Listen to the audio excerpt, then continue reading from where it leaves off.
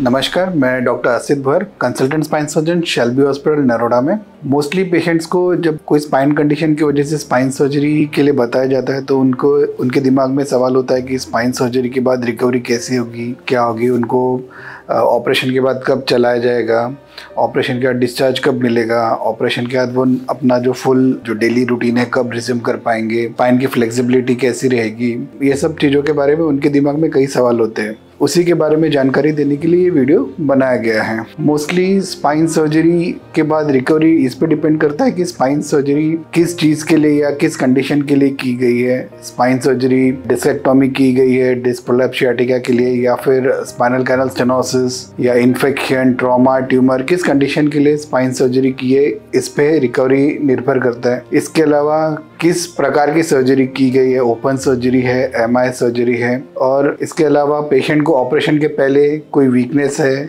इसके अलावा पेशेंट का मेंटल स्टेटस क्या है, इस पे भी रिकवरी निर्भर करता है। मोस्टली जो पेशेंट्स जो एक्टिव रहते हैं, एंथुसियास्टिक रहते हैं और पॉजिटिव एटीट्यूड के साथ रहते हैं, उनमें काफ़ी अच्छी रिकवरी पाई जाती है। वही जो पेशेंट्स जिनमें थोड़ी एंजाइटी रहती है, डिप्रेस रहते हैं, उनमें थोड़ा रिकवरी डिलेड रह सकती है।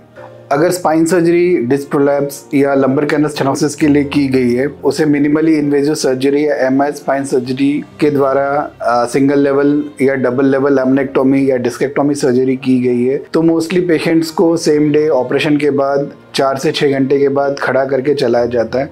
ऑपरेशन के नेक्स्ट डे पेशेंट को मोस्टली डिस्चार्ज मिल जाता है। पेशेंट्स अपना जो नॉर्मल रूटीन, जो डेली एक्टिविटी या नॉर्मल उनका लाइफ मोस्टली 3 to 4 वीक्स में रिज्यूम कर सकते हैं। इसके अलावा अगर पेशेंट्स को स्पॉन्डाइलोलिस्थेसिस यानी स्पाइनल कैनल स्टेनोसिस के साथ कोई इंस्टेबिलिटी है, मणके एक दूसरे के ऊपर खिसक रहे हैं या स्लिप कर रहे हैं, तो इस कंडीशन में पेशेंट में इंस्ट्रूमेंटेशन या फिर स्क्रू रॉड डालना पड़ सकता है। इसके अलावा फ्यूजन सर्जरी भी करनी पड़ सकती है, जिसमें जो डिस्क है उसके जगह केज या फिर स्क्रू के बाजू में बोन ग्राफ्ट रखा जाता है, जिसे फ्यूजन सर्जरी बोलते हैं। इस केस में अगर फ्यूजन सर्जरी करते हैं तो पेशेंट को ऑपरेशन के नेक्स्ट मॉर्निंग खड़ा करके चलाया जाता है। मोस्टली पेशेंट को ऑपरेशन के बाद 3rd to 4th डे पे डिस्चार्ज मिल जाता है और वो मोस्टली अपना जो नॉर्मल रूटीन एक्टिविटी है वो 4 to 6 वीक्स में रिज्यूम कर सकते हैं। मोस्टली जो पेशेंट्स रहते हैं जिनमें स्क्रू रॉड डालते हैं, उनमें हमेशा ये क्वेश्चन रहता है कि स्पाइन सर्जरी के बाद उनकी बैक में नॉर्मल जो पहली फ्लेक्सिबिलिटी थी वैसी ही रहेगी क्या।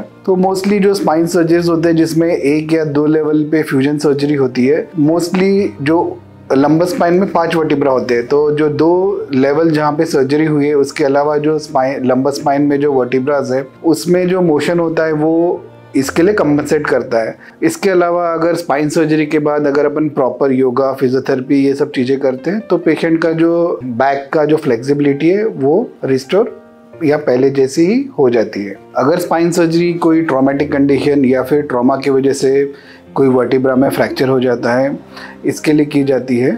और अगर सिर्फ फ्रैक्चर रहता है, पेशेंट को इसके अलावा पाँव में कोई कमज़ोरी या वीकनेस नहीं है, तो ऑपरेशन में मोस्टली इंस्ट्रूमेंटेशन या फिर स्क्रू रॉड डालने पड़ते हैं और ऑपरेशन के नेक्स्ट डे मॉर्निंग पेशेंट को मोबिलाइज किया जाता है और 3rd से 4th डे पे पेशेंट को मोस्टली डिस्चार्ज मिल जाता है। अगर पेशेंट को ट्रॉमेटिक कंडीशन की वजह से कोई वीकनेस आ गया है तो जो वीकनेस है वो रिकवर होने को 3 वीक्स, कभी कभी साल भी लग जाते हैं। और हो सकता है अगर स्पाइनल कॉर्ड को डैमेज ज़्यादा रहा तो पूरी तरीके से रिकवरी भी नहीं आती है। स्पाइन सर्जरी अगर डिफॉर्मिटी जैसे कि स्कोलियोसिस या काइफोस्कोलियोसिस के लिए की जाती है, इसमें बहुत ज़्यादा लेवल्स में अगर इंस्ट्रूमेंटेशन किया जाता है, उसी वजह से ब्लड लॉस या फिर मसल डिसेक्शन काफ़ी हो जाता है। इस वजह से पेशेंट की बॉडी को रिकवर होने को टाइम लगता है। तो मोस्टली 2 to 3 डेज तक पेशेंट को सिर्फ बेड साइड सेटिंग या फिर इन बेड एक्सरसाइजेस किए जाते हैं।